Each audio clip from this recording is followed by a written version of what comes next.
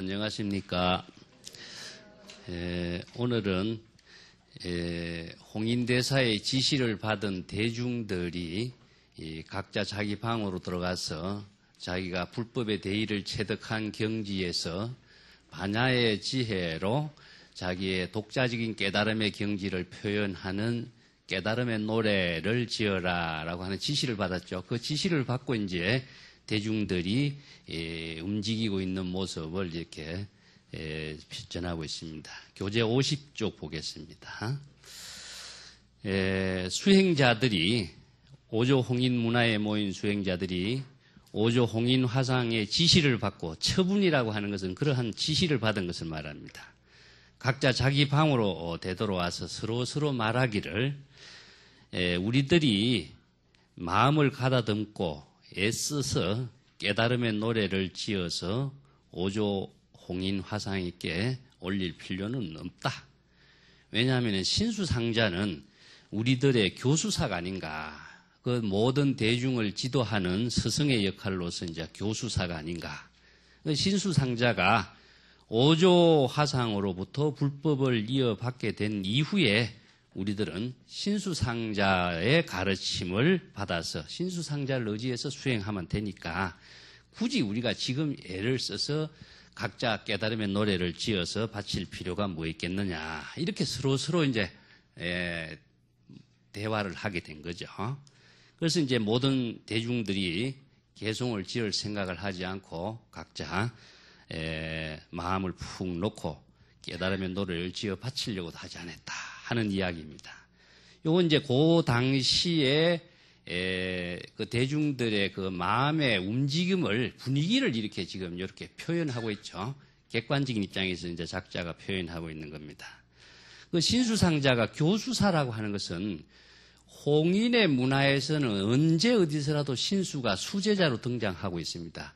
이 신수가 수제자인데도 불구하고 신수가 홍인의 법을 받지 못했다라고 하는 것이 이 육조당경의 이야기거든요. 그 이야기가 제시하고 있는 그 작자의 의도가 무엇인가 하는 것을 우리가 여러분 잘 간치를 할 필요가 있습니다. 그 다음 단을 좀 보겠습니다. 51페이지. 오조 홍인대사가 거처하는 조사당 앞에는 3칸의 복도가 되어 있다. 그걸 이제 우리가 이제 조사의 앞에 회랑이라 그러는데 그 복도 3칸 회랑 복도에다가 오조 홍인대사가 뭘 그리려고 하느냐 하면은 능가 변상도를 그리고 아울러서 달마대사로부터 오조 홍인대사까지 불법이 이심저심으로 전례받게 된 그 이야기를 조사들이 법을 전해받은 그 이야기를 그림으로 그려서 후대 사람들에게 교훈을 삼기 위해서 지금 벽에다가 그림을 그릴 준비를 해놓고 있다 하는 것입니다. 그래서 이제 그 역대 조사들이 전해받은 가사와 불법을 전수받은 그림을 그려서 많은 사람들이 그 공양을 올리고 또 그러한 사실을 후대에 널리 전하기 위해서 그림을 그리려고 하였습니다.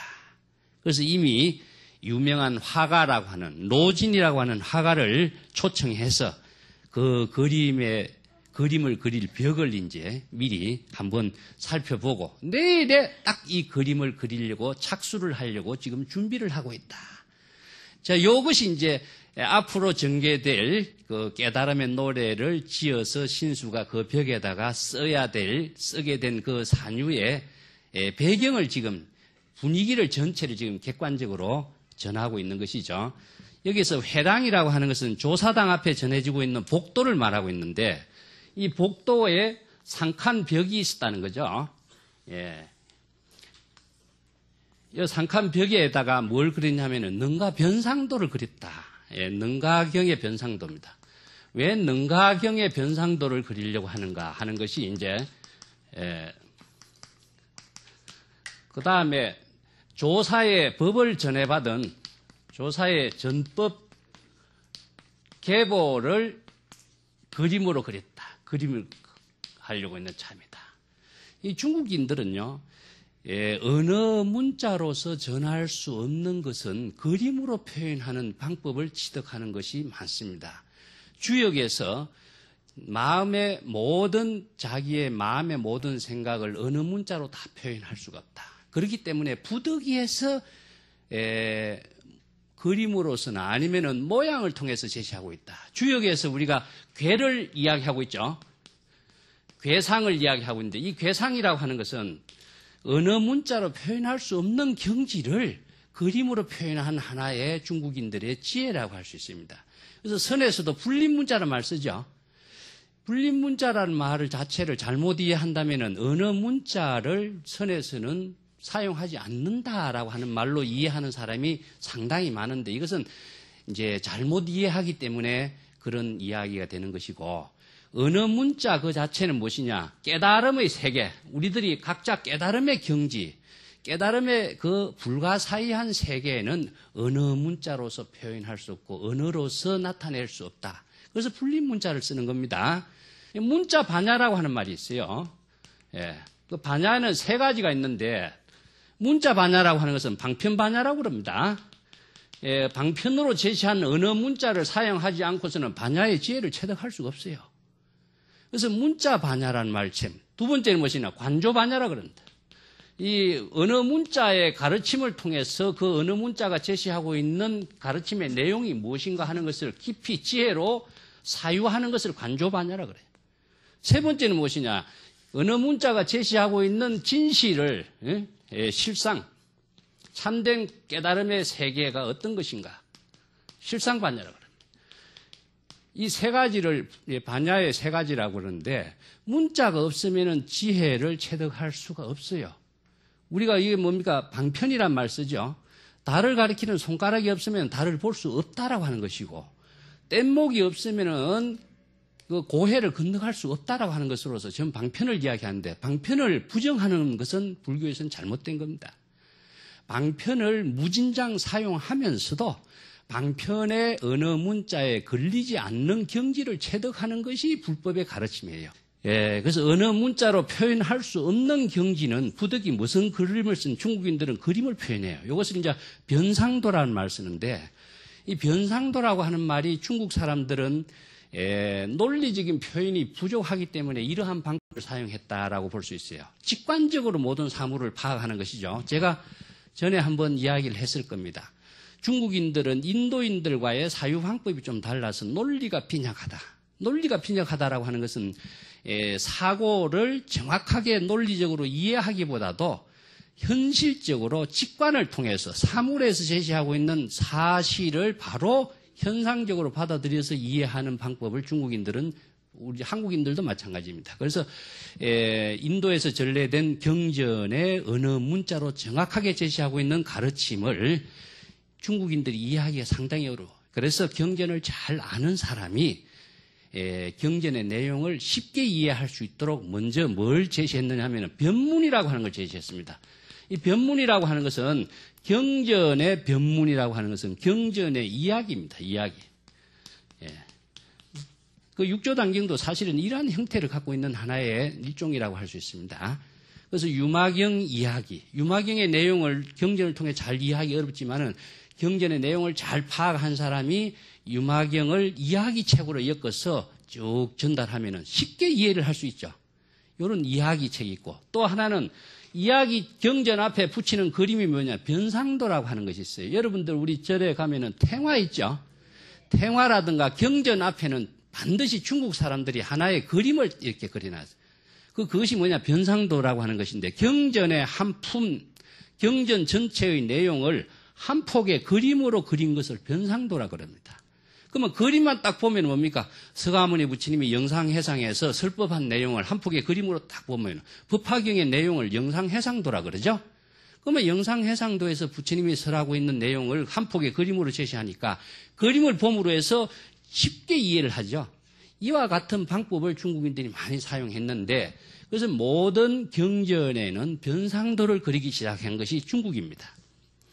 근데 능가경 변상도라고 하는 것이 중국 역사에서 볼 적에 없어요. 유마경 변상도라든가 이런 게 도낭 자료에도 있는데 능가경 변상도란 말이 최초로 등장한 것은 도낭본 육조단경에 처음 등장하고 있습니다. 그래서 왜 그러면 능가경이 여기에서 변상도로서 강조를 하고 있느냐 하면은 달마대사가 중국에 처음 와서 보니까 이 능가경 한 권만이 불법을 체득하는 신료의 경전으로 삼을 만하다. 그래서 해가에게 능가경 한 권을 주면서 불법을 체득할 수 있는 지침으로 내렸다. 이런 기록이 있습니다. 그러면 능가경이라고 하는 경은 어떤 경전이냐? 이것은 능가경의 역사적인 배경이요. 불교에서는 불법의 가장 핵심의 내용은 무엇입니까? 신법이죠. 신법입니다. 마음으로 일체의 모든 존재의 사물의 법을 깨닫는 것을 신법이라고 그래요. 그래서 우리가 일체 유심조란 말을 쓰죠. 마음이 일체의 만법의 주인이고 만법을 운용하고 만법의 지혜를 체득하는 것이다. 그렇기 때문에 신법의 법문의 핵심을 능가경에서 종합했는데 이 능가경은 유식의 경진 사상과 유식 사상 또 불성 사상 유식 사상의 대표적인 경전이 뭐냐면 해신밀경이라고 하는 경전이 있습니다. 해신밀경을 통해서 유식 경전의 입장이고 유식 사상을 대표적으로 한 것이 유식 30송이라든가 유식의 철학이 심식 철학이라고 그래요. 마음의 작용으로서 전개되고 있는 여러 가지의 분석을 해서 다 오이백법이라고 하는 전문적인 용어를 쓰는데 마음의 작용이 어떻게 이루어지고 있는가, 번뇌망념이 어떻게 일어나고 있는가, 번뇌망념을 극복하는 그 지혜는 어떤 것인가, 이것을 불교 철학에서 자세하게 설해낸 것이 유식 철학의 핵심이라고 할 수 있습니다. 그러면 불성사상은 무엇이냐? 우리가 반야의 지혜를 전개하는 주체를 불성이라고 하는데 불성사상의 대표적인 경전이 무엇이냐 하면은 열애장경, 열반경 여러분 잘 아시죠? 그 열반경에서 일체 중생이 모두 불성이 있다 이런 말 쓰죠. 그래서 불성 사상과 유식 사상과의 차이점이 무엇이냐 하면은요. 유식이라고 하는 것은 인식의 세계, 중생이 인식의 하는 세계로 심식의 인식 세계를 제시한 것이고 불성은 반야의 지혜의 주체를 말하고 있습니다. 자, 유식 사상으로서는 중생심의 작용으로 전개되고 있는 세계를 경전에서 자세히 설해난 것이고 불성 사상에서는 반야의 지혜를 전개하는 입장을 주체를 설해놨어요. 그래서 이제 유식 사상은 여러분들 전육식, 칠식, 아레하식 이런 말 들어봤죠? 이 식이라고 하는 것은 조금 어려운 용어를 먼저 불교에서 이해를 해야 되는 것은 뭐냐면 비전하나라고 그러는데 이 식이라고 하는 것은 인식하다라고 하는 것은 쪼개어서 인식하다는 것은 상대적이고 주관적이고 대립적으로 인식하는 우리들의 마음의 작용을 인식이라고 그래. 그래서 심, 의, 식, 이 세 가지는 전부 다 우리가 중생심의 인식의 작용을 말하고 있습니다. 그래서 중생심의 인식의 작용이라는 것은 지식을 이해하고 사물을 이해하고 방편을 공부하는 데는 필요하지만은 반야의 지혜 작용은 될 수가 없어요. 아시겠어요? 그 반야의 지혜 작용은 무엇이냐? 불성에서만 가능해요. 이것은 지혜는 뭐냐? 뿌라주냐라고 그러는데 이것은 완전한 전체적인 인식이기 때문에 이것은 나누어서 인식하지 않고 직관적으로 불성의 지혜의 작용을 이해해요. 이 때문에 불성 사상과 유식 사상이 불교 철학의 이해에 상당히 중요한 핵심을 갖고 있는 겁니다. 그런데 이러한 경전의 유식 사상의 경전과 불성 사상의 열애장경, 성망경, 열반경, 불성 사상의 경전이 종합시킨 것이 무엇이냐 하면은 능가경이란 책에서 종합을 시켜요. 그래서 능가경이란 책은 이렇게 두 가지의 유식 사상과 불성 사상으로 나누어지고 있는 불교의 심식 철학의 작용을 능가경에서 종합을 함으로 해서 인식과 지혜 작용을 어떻게 펼쳐나갈 것인가 하는 법을 바르게 종합시켜서 제시했거든요.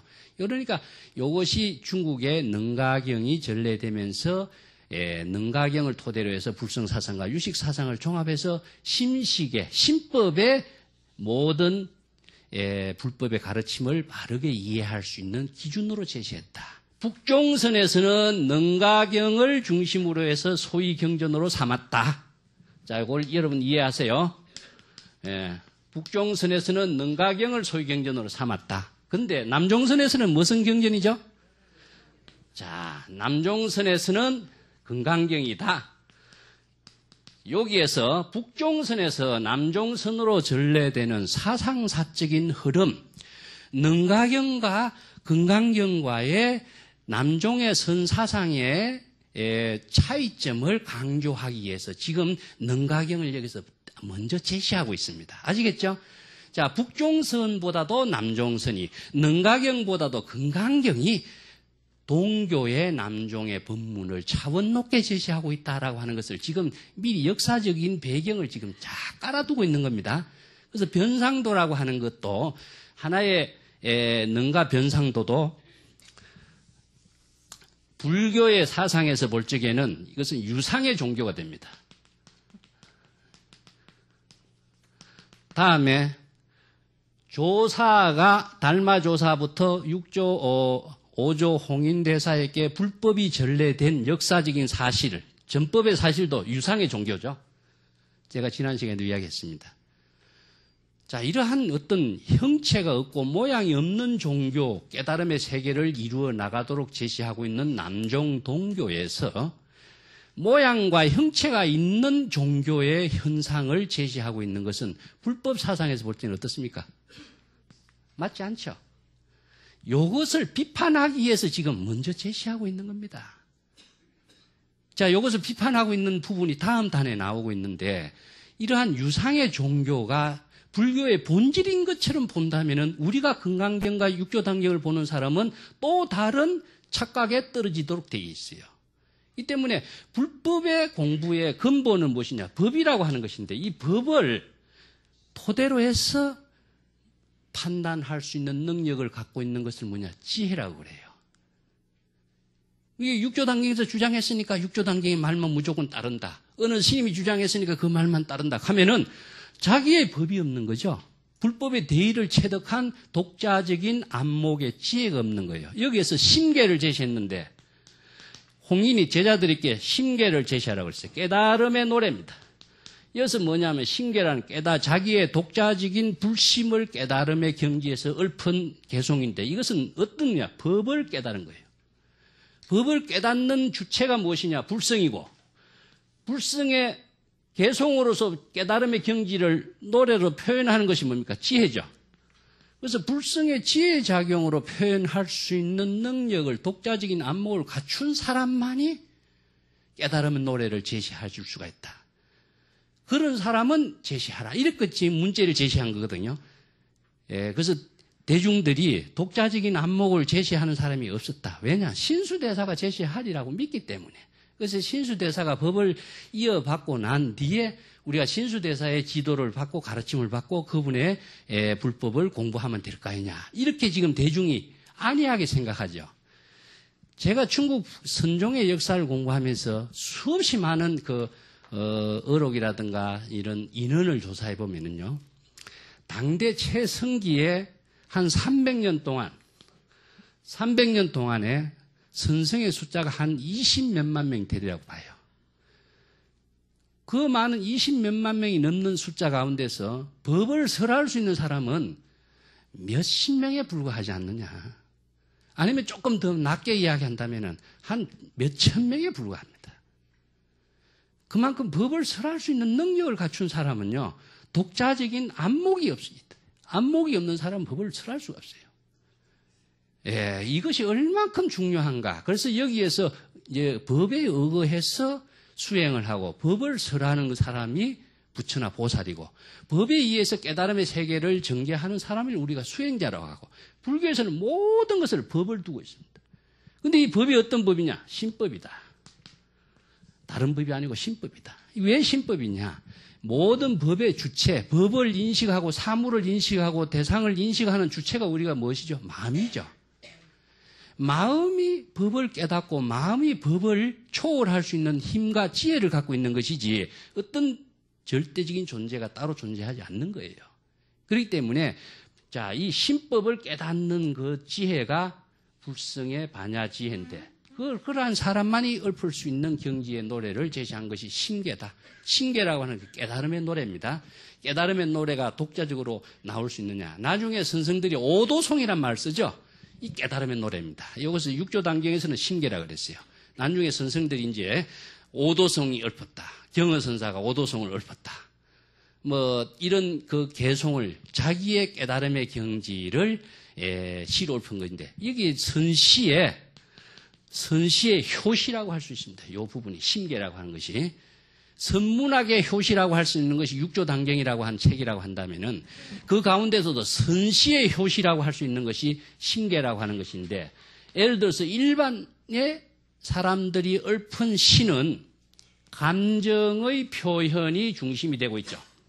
지금 마음에 그 사랑하고 싫어하고 느끼고 좋고 하는 희노애락의 감정적인 표현을 어떻게 잘 표현하는가 하는 것이 일반 세속의 시라고 할 수 있죠. 선시는 이 감정이 들어가면 선시가 될 수 없어요. 이것은 중생의 시가 되기 때문에 그 차이점을 잘 아셔야 됩니다. 그래서 깨달음의 노래는 무엇이냐? 여기에서는 일체 법을 중심으로 해서 깨달은 반야의 지혜, 작용을 펼치는 세계, 독자적인 안목으로 제시하고 있는 그 경지를 선시라고 이야기합니다. 오조대사가 전수의법이라 그랬죠. 자기가 심계를 깨달아서 깨달음의 경지를 체득한 사람들에게는 가사와 법을 전하겠다. 가사와 법을 전한다는 이야기 내가 지난 시간에 얘기했지만은 가사라고 하는 것도 유상의 종교입니다.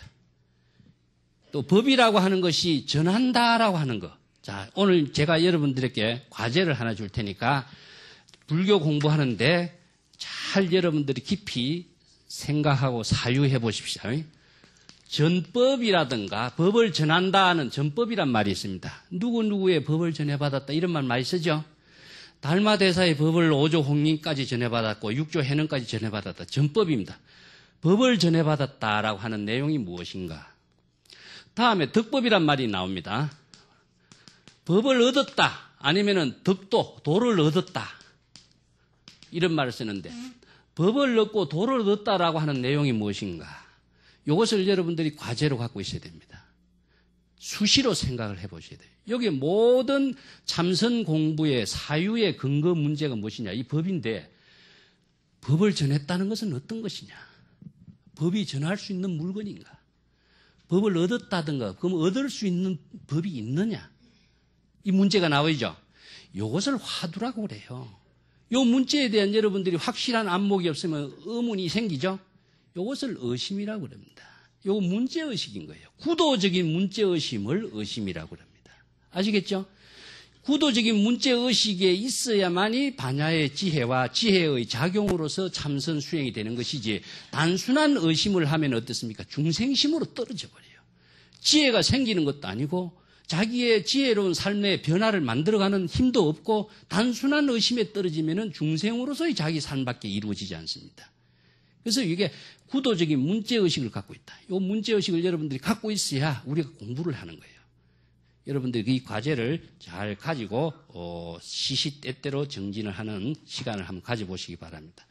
자, 그 다음 단으로 넘어가겠습니다. 54쪽이죠. 자, 신수대사가 5조 홍인대사의 처분을 받았지만은 대중은 짓지 않은데 신수대사도 개송을 짓지 못한 이야기의 내용을 이렇게 전하고 있습니다.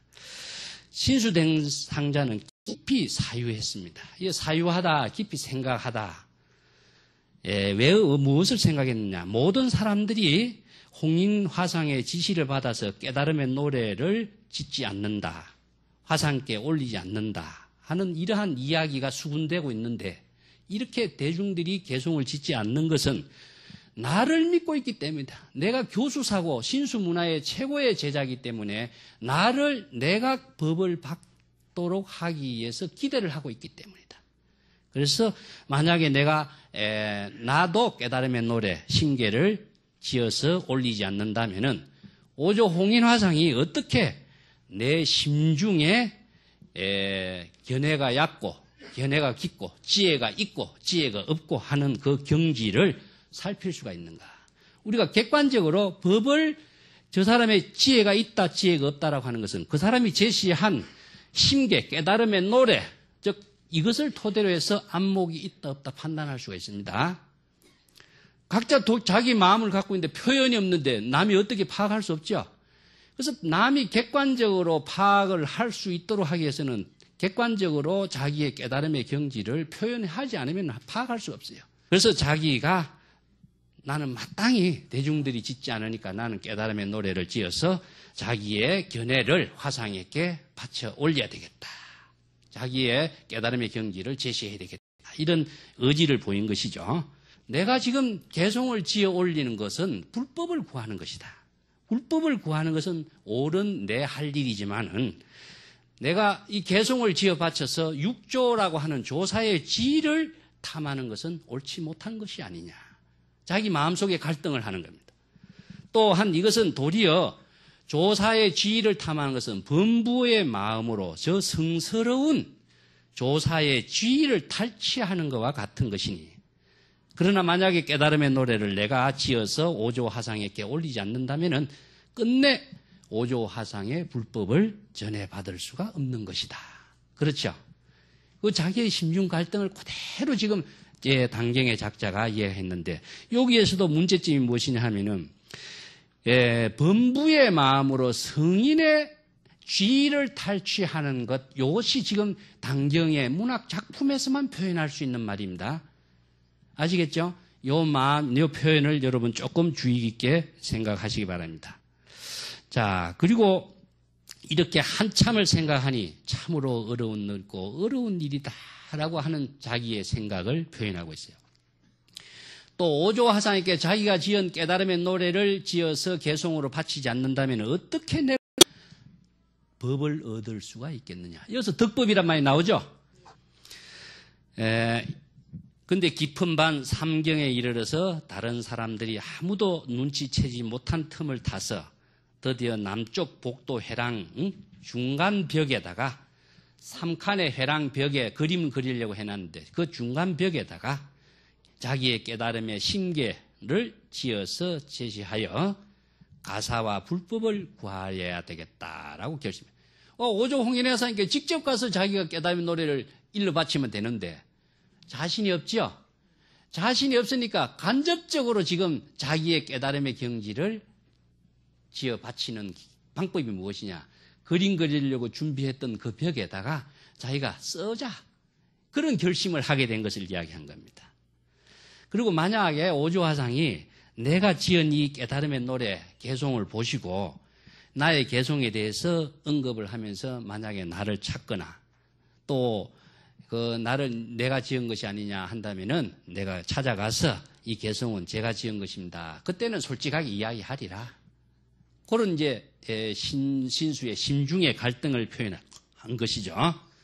그 오조화상님께서 깨달음의 노래를 보시고 만약에 이 정도의 수준의 개송으로서는 조사의 가사와 불법을 전해받을 수가 없다라고 이렇게 말씀을 하시면은 그것은 내가 미혹하다는 말은 것은 뭐냐? 지혜가 없다는 말입니다. 여기에서 미혹이라는 것은 중생이 갖고 있는 지혜를 말해요. 지혜가 없는 것을 미혹이라 그래요.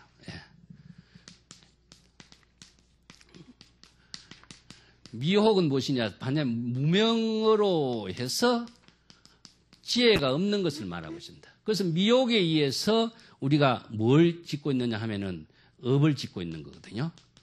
이 업이 나쁜 업을 만들어가는 것이죠. 그래서 이제 미혹을 극복하기 위해서 우리가 반야의 지혜를 배우고 체득하는 것입니다. 그건 내가 미혹하고 또 수급의 장애가 있다. 수급의 장애라고 하는 것이 이제 불교에서도 업사상에서 많이 강조하고 있는데 여러분 과거신 불가덕, 현재신 불가덕, 미래신 불가덕이란 말 알죠? 이어서 그러면 수급이라고 하는 말이 무엇이냐? 과거, 현재, 미래로 놓고 볼 때 수급은 옛날에 지은 업이란 말이죠. 그럼 옛날에 지은 업이라고 하는 말을 도대체 부모 미생 이전에 자기의 본래 면목이란 말을 선해서 이야기하니까 부모에게 몸을 받기 이전에 과거 전생에 내가 지은 업이라고 많이 생각하죠. 요 수급이 무엇인가 하는 과제도 여러분 생각하세요. 지금의 우리는 살고 있어요. 그리고 육체적으로 과거에 몸을 받았다면은 불교에서 무아 사상에 입에돼요. 영혼의 윤회를 받게 되는 것이죠. 그건 불법이 아닌 거예요. 그렇기 때문에 무아 사상을 토대로 둔 불교에서 수급이라든가 과거, 현재, 미래의 시간 개념이라고 하는 것은 지금을 중심으로 해서 이전의 생각, 찰나 이전의 생각은 모두 다 과거가 됩니다. 찰나 이후의 모든 생각은 전부 다 미래가 되는 것인데 찰나 이후의 생각이나 찰나 이전의 과거의 생각은 전부 다 불교에서는 망념인 겁니다. 아시겠죠? 망념의 모든 생각이 다 수급이 되는 겁니다. 망념의 수급이 지금의 바로 무명의 미혹의 업식으로 자기의 생활 속에서 그대로 반영되고 있죠. 지금 찰나의 망념의 업식의 생각, 번뇌 망념을 일으킨다면 그것이 바로 수급이 되는 거예요. 아시겠습니까? 수급의 업장의 인연으로서 지금 반야의 지혜를 자기가 작용을 하지 못하는 겁니다. 이것을 지금 잘 이해를 하셔야 돼요. 그래서 수급의 장애가 무엇서 이전의 과거의 생각에 대한 번뇌 망념, 미혹의 생각이 바로 자기 자신의 지금의 지혜를 모두 다 가려버리기 때문에 진실로 불법을 전해받을 수 있는 지혜의 인연을 갖추지 못하기 때문인 것이다. 지금 신수가 이렇게 생각하는 것 자체가 뭡니까? 중생심의 작용이죠. 이러면서 뭐냐? 성인의 경지는 정말 성인의 마음의 경지는 청량케 어려우니 나도 더 이상 이제 이런 쓸데없는 생각을 하지 말아야겠다. 그러면서 신수상자는 한밤중에 남쪽 복도 및 중간 벽에다가 촛불을 들고 자신이 지은 깨달음의 노래를 적었는데 이렇게 한 신수선사의 행동을 아는 사람은 아무도 없었다. 아무도 모르게 한밤중에 개송을 썼으니까요. 그 개송이 이제 유명한 몸은 깨달음의 나무요. 마음은 명경의 받침이로다. 때때로 부지런히 털고 닦아서 티끌과 먼지가 묻지 않도록 해야 하리니. 자, 요 개송입니다. 이 개송은 이제 신수의 선사상의 일부분을 단경의 작자가 이런 개송으로 묶어낸 것인데 우리가 여기서 주의해야 될 것은 제가 육조 단경 그 자체가 작자의 작품에 의해서 표현하고 있기 때문에 불교의 사상 체계에서 위배된다라고 하는 내용은 많다라고 지적을 했죠. 여기서 뭡니까? 범부의 마음으로 성스러운 성인의 조사의 위치를 탈취한다 이런 말이 있죠. 범부의 마음과 성이라고 하는 상대적인 차별에 떨어진 표현이 지금 들어가 있죠. 그 다음에 조사의 지위를 탈취한다. 이것은 우리가 맞질 않죠. 조사의 지위라고 하는 것이 있습니까? 깨달음의 경지는 보리는 무주추란 말이 있습니다. 여러분 저 유마경에 보면은 깨달음의 경지는 주체가 없는데 깨달음의 경지가 있는 것이냐, 탈취해서 얻을 것이냐, 법을 얻을 것이냐, 도를 얻을 것이냐 표현을 이렇게 하고 있죠. 이 표현을 이렇게 한다고 해서 이 표현대로 이해를 하면은 얻을 법이라고 하는 법의 실체가 생기고 도의 실체가 생겨버려요. 그럼 불교 사상에 맞질 않아요. 그러면 도도 법도 실체가 없는데 실체가 없는 법을 어떻게 깨닫는가 하는 것이 우리가 반야의 지혜를 체득해야만이 알 수 있는 경지입니다. 아시겠죠? 그렇다면 누구나 다 깨닫게. 공부를 하지 않는 사람들도 누구나 다 실체가 있는 법을 구한다고 생각하는 그 자체가 착각인 거예요. 여기서 범부의 마음과 성인의 마음을 나누는 것이 뭐냐? 신수의 심중 갈등에서 지금 일어나고 있는 세계가 표현되고 있죠. 신수가 범심으로서 성의를 나누고 있다는 것은 벌써 차별에 떨어지고 있는 중생심의 세계예요. 이건 신수의 중생심의 경지에서는 미혹이기 때문에 불심의 작용이 되지 않기 때문에 바로 깨달음의 노래를 바로 제시할 수가 없는 겁니다. 그렇다면 어떻습니까? 신계를 바치지 않으면 궁극적으로는 득법, 홍인화상의 법을 얻을 수가 없다. 홍인화상이 갖고 있는 법이란 무엇이냐? 자, 여기서 득법과 전법의 문제가 나와요. 우리가 반야신경에서 여러분 무지영무득이란 말이죠. 지혜라고 하는 것도 없고 깨달음의 경지 공의 세계 그 자체에는 지혜라고 하는 것도 없고 또 얻을 것도 없다. 왜? 얻을 것이 없기 때문이다. 일체 개공의 세계, 깨달음의 경지가 얻을 것이 있는 것이 불법인 것이냐 착각을 하고 있죠. 여기서 법이 무엇입니까? 아까 이야기했죠. 신법인데 이 신법이 깨달음의 법인데 이 신법은 주체가 없어요. 주체가 없다면 이 법을 얻는 것은 어떤 것이냐 하는 거예요. 자, 여러분 건강경에서도 많이 이야기했죠. 하나의 법도 얻을 것이 없다. 이것이 바로 안욕따라 삼약삼발이다. 아시겠죠? 건강경을 수없이 읽어도 이 내용을 정확하게 파악하지 못한다면 법을 얻을 것이 있는 것이냐 착각하면 안 됩니다. 자, 이것은 뭐냐? 나는 실로 하나의 법도 조그마한 법도 얻을 것이 없다. 이것을 우리가 안욕따라 삼약삼불이라고 한다. 열애가 연등불소에서 수행을 했지만은 실로 법은 얻은 것이 하나도 없었다. 무소득이었다. 소득 얻은 바가 있다라고 한다면 어떻습니까? 어떤 대상, 사물, 집착의 대상을 얻은 것일 뿐이고 망상의 대상을 얻은 것일 뿐이지 참된 깨달음의 경지, 반야의 지혜를 작용할 수 있는 힘을 얻은 것은 아니죠. 이것은 유상의 종교가 돼요. 무상의 종교가 유상의 종교가 되는 것입니다. 이것은 무엇을 이야기하냐면은 한 법도 얻을 것이 없다. 자, 이것을 무일물이다. 똑같죠? 선에서는 이게 본래 무일물이라는 말을 씁니다. 나중에 육조단계에 나와요. 한 법이라고 하는 것이 얻을 것이 있다고 한다면은 법이라고 하는 것이 실체가 있는 것이 되어버려요.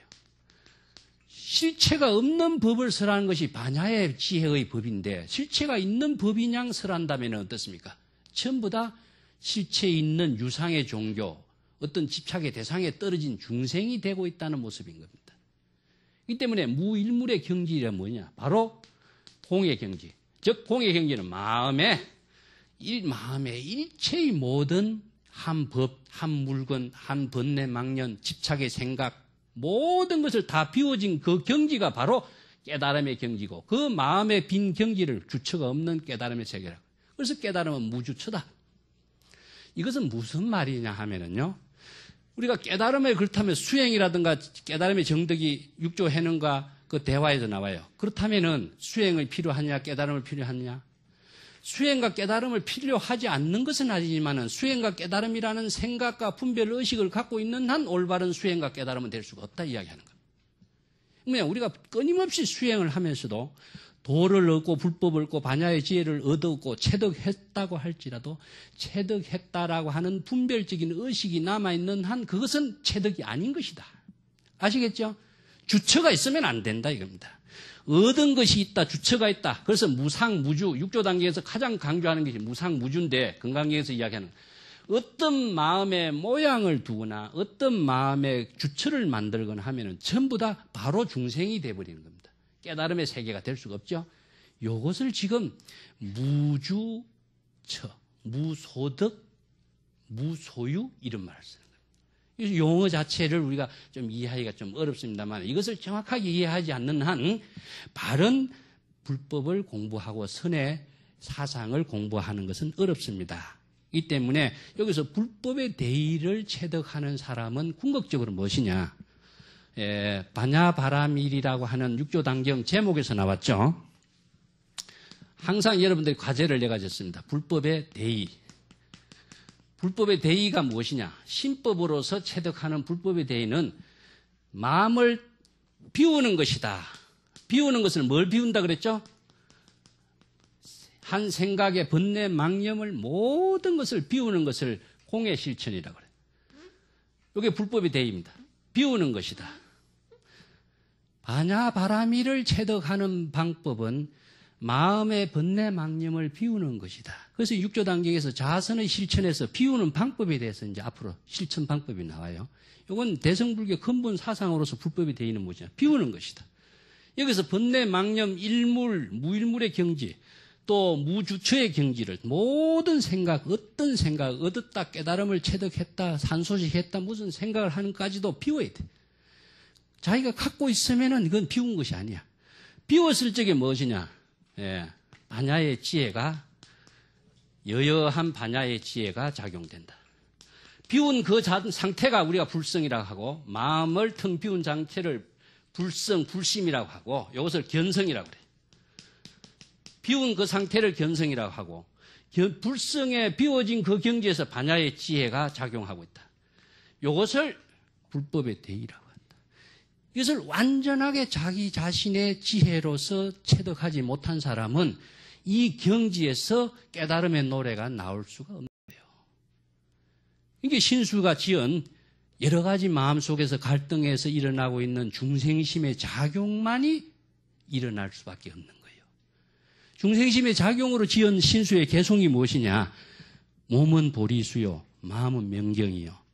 때때로 부지런히 털고 닦아서 때가 끼지 않도록 해야 된다 하는 말인데, 이 말은 사실은요, 신수의 깨달음의 경지에서 나온 지혜의 개송이라기보다도 여러 가지 경전에서 설하고 있는 하나의 가르침을 정리한 것이라고 할 수 있죠. 이것은 우리가 근거로, 증거 자료로서 이야기한다면요, 보리수라고 하는 말이 어디 나오냐면, 우리가 몸과 마음을 나누는 것 자체도 여기서는 문제예요, 사실은. 몸과 마음을 나누면은 벌써 이원론에 떨어져요. 그렇지만 여기서 이제 시적인 표현으로서 우리가 그것을 이해할지라도, 몸이 보리수라고 하는 것은 이제 우리가 서가모니 부처님이 보리수 밑에서 우리가 자선 수행을 했다 하는 그런 차원을 토대로 두고 있는데, 임재록에 보면은 보리수는 부처요, 무명수는 중생이란 말 표현이 나와요. 이 보리수 그 자체가 깨달음의 나무라고 하는데 토대를 두는 것이 아니라, 보리수 그 자체가 하나의 부처의 입장으로 두고 있는 것이고, 무명수라고 하는 입장은 중생의 입장을 보고 있는 거거든요. 근데 보리수라고 하는 표현이 원래는 법망경에 나오는 말이거든요.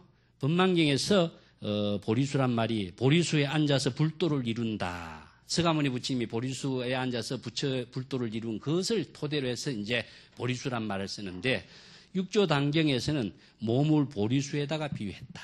사실 이 말은 북종선에서 주장되었던 말입니다. 여기에 구체적인 내용은요, 보리수 그 자체와 몸과 또 명경이라고 하는 마음의 작용과, 이것을 몸과 마음의 작용 그 자체가 불교에서 이야기하는 하나의 기본적인 가르침에 불과하다라고 하는 것인데, 이것이 이 신수의 개송이 하나의 또 다른 해능의 개송으로 연결될 수 있도록 지금 만들어주기 위해서 작자가 지금 이런 구상을 내고 있어요. 자, 몸과 마음을 나누면 어떻습니까? 이원론에 떨어져요. 그래서 불교에서는 몸과 마음이 신심이여다, 하나다, 이렇게. 자, 선을 이야기하면 안신인명이다, 이런 말씀입니다. 안신인명. 선의 목적이 뭐죠? 안신인명인데, 안신은 무엇이냐? 몸이 편안한 경지는 무엇이냐 하면은, 몸이 편안하기 위해서는 몸과 마음이 따로따로 편안함을 나누지는 못하죠. 그래서 몸이 편안한 것은 몸과 마음이 다 편안한 경지를 말하고 있습니다. 이 표현을 안심인명이란 말 쓰지 않고 안신인명이란 말 써요. 그래서 우리가 몸과 마음이 모두 다 편안한 경지가 되는데, 이것은 무엇이냐? 이것을 불심의 경지가 되어야만이 몸과 마음이 편안해요. 그러면은 인명은 무엇이죠? 이것은 지혜라고 할 수 있는데, 우리가 안신인명척 하면 어디죠? 우리가 가정집을 이야기하죠? 가정집에 가서 우리가 가정집에서 가만히 있는 것이 안신인명처의 생활입니까? 인명은 무엇이냐? 생활입니다. 생활. 예. 지혜로운 생활인데, 이 지혜로운 생활이 되기 위해서는 번뇌망념으로서는 지혜로운 생활이 안 되겠죠.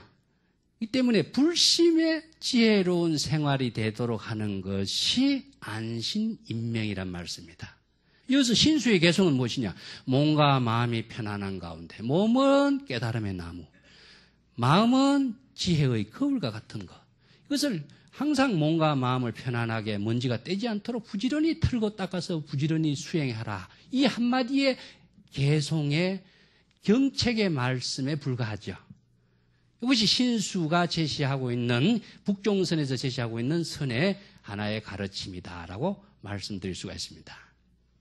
자, 오늘 말씀 이것으로 줄이겠습니다.